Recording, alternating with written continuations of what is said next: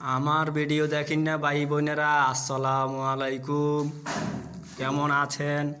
দেখেন তো আমার ওয়ারিংটা কেমন হয়েছে, সুন্দর হয়েছে কিনা। একটি বাথরুম আমরা ওয়ারিং করে কমপ্লিট করলাম, আলহামদুলিল্লাহ, আল্লাহর কাছে শুক্রিয়া। এখন আমরা ভাত খাইতাম যাইম, দুপুর বেলা হয়ে গেছে। বাকি দুইটা আমরা ভাত খেয়ে এসে তারপর করব ইনশাল্লাহ।